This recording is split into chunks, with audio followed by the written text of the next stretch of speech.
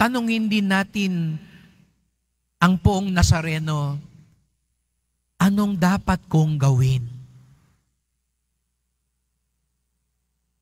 Baka yun ang inaantay ng Diyos para matupad na yung biyayang gusto niyang ibigay sa atin.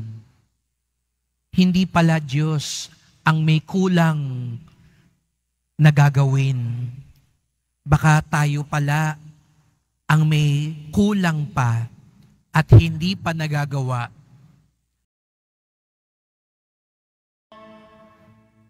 Sumainyo ang Panginoon. At sumaiyo rin. Ang mabuting balita ng Panginoon ayon kay San Lucas. Papuri sa iyo, Panginoon.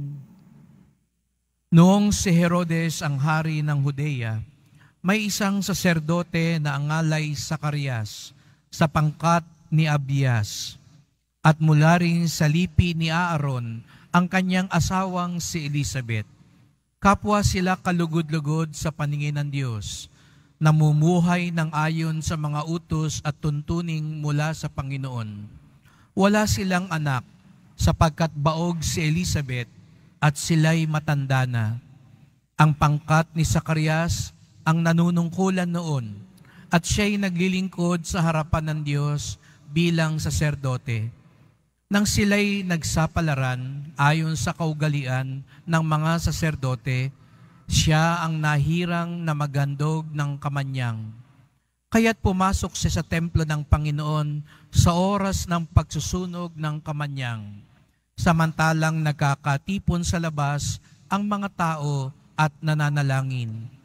Walang ano-ano'y napakita sa kanya ang isang anghel ng Panginoon, nakatayo sa gawing kanan ng dambanang sunugan ng kamanyang.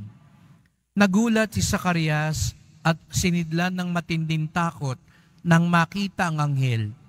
Ngunit sinabi nito sa kanya, "Huwag kang matakot, Zacarias. Dininig ng Diyos ang panalangin mo. Kayo ni Elizabeth ay magkakaanak ng isang lalaki at Juan ang ipapangalan sa kanya. Ikaw ay matutuwa at magiging maligaya at marami ang magagalak sa kanyang pagsilang sapagkat siya'y magiging dakila sa paningin ng Panginoon. Hindi siya iinom ng alak o anumang inuming nakakalasing. Sa sinapupunan pa lamang ng kanyang ina, mapupuspos na siya ng Espiritu Santo. Marami sa mga anak ng Israel ang panunumbalikin niya sa kanilang Panginoon Diyos. Mauuna siya sa Panginoon, taglay ang espiritu at kapangyarihan ni Elias upang pagkasunduin ang mga ama at ang mga anak at panumbalikin sa daan ng matuwid ang mga suwail. Sa gayon, ipaghahanda niya ng isang bayan ang Panginoon." Sinabi ni Zacarias sa anghel, "Paano ko po matitiyak na mangyayari ito? Sapagkat ako'y napakatanda na at gayon din ng aking asawa." Sumagot ang anghel, "Ako si Gabriel na naglilingkod sa harapan ng Diyos. Sinugo ako upang ihatid sa iyo ang mabuting balitang sinabi ko na sa iyo. At ngayon, mabibingi ka't hindi makapagsasalita hanggang sa araw na maganap ang mga bagay na ito, sapagkat hindi ka naniwala sa mga sinabi ko na matutupad pagdating ng takdang panahon." Samantala, naghihintay naman kay Zacarias ang mga tao. Nagtaka sila kung bakit nagtagal siya ng gayon sa loob ng templo. Paglabas niya ay hindi na siya makapagsalita. Mga senyas na lamang ang ginagamit niya. Kaya natanto nila na nakakita siya ng pangitain at siya'y nanatiling pipi. Nang matapos ang panahon ng kanyang paglingkod, ay umuwi na siya. Hindi nga nagtagal at naglihi si Elizabeth at hindi ito umalis ng bahay sa loob ng 5 buwan. Ngayoy, nilingap ako ng Panginoon, wika ni Elizabeth. Ginawa niya ito upang alisin ang aking kadustaan sa harapan ng mga tao.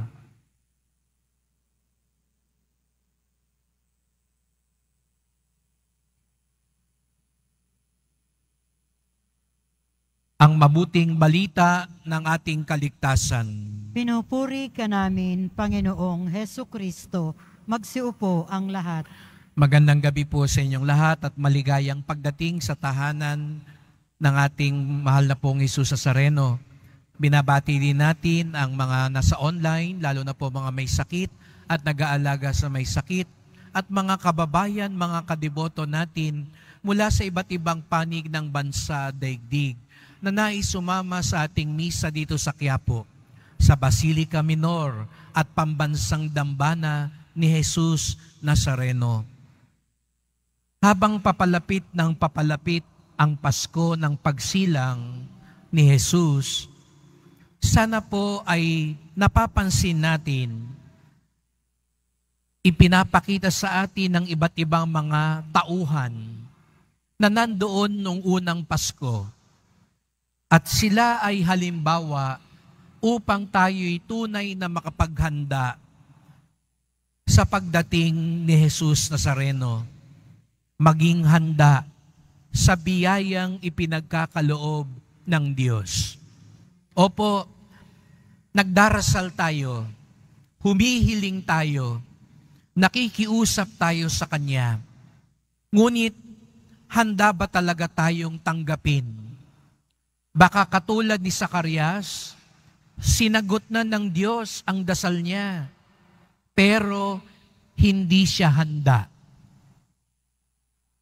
Alam natin si Zacarias at si Elizabeth, parehong matanda na.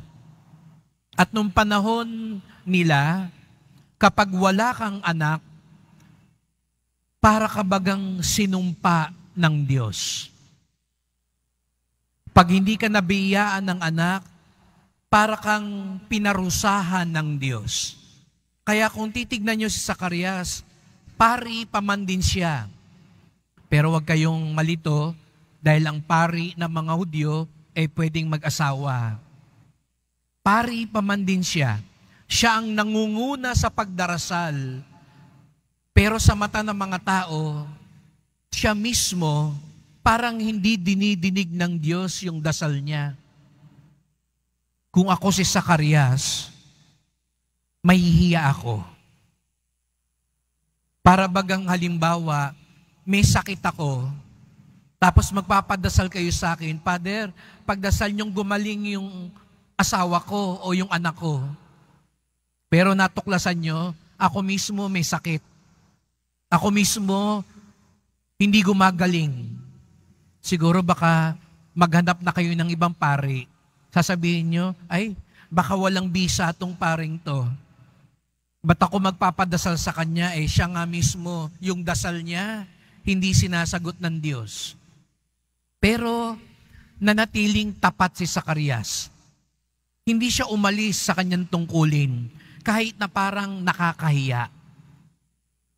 Buti na lang.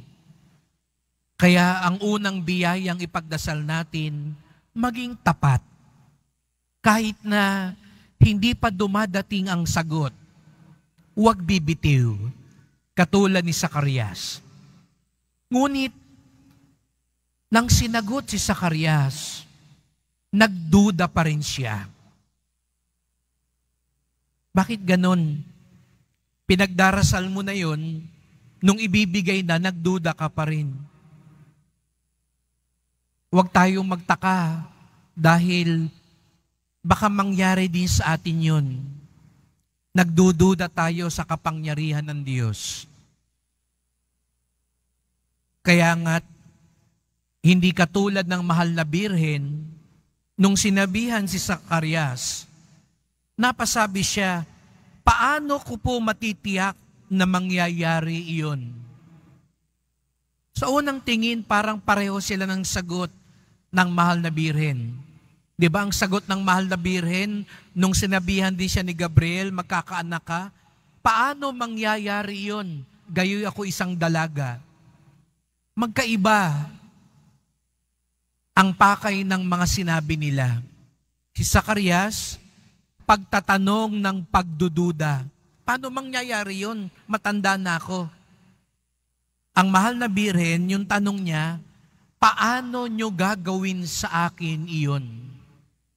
Hindi siya nagdududa, ang mahal na birhen. Tinatanong lang niya sa Diyos, paano nyo po gagawin yun?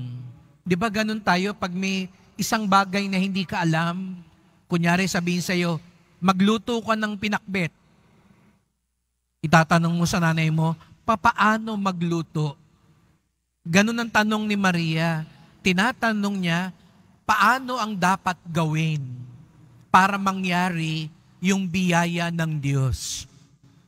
Yun ang pagkakaiba nila. At yun din sana tayo.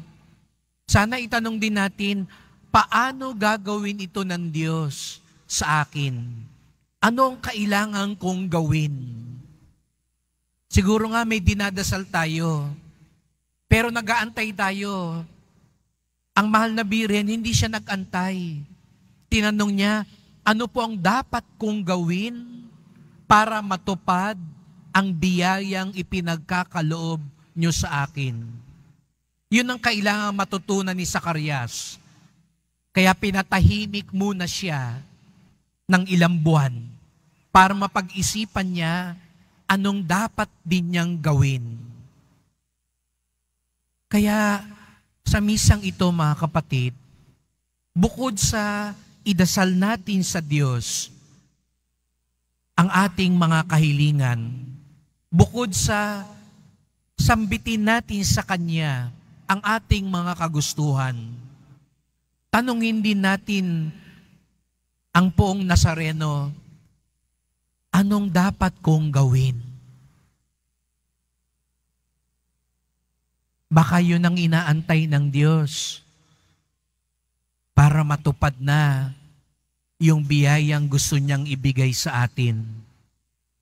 Hindi pala Diyos ang may kulang na gagawin.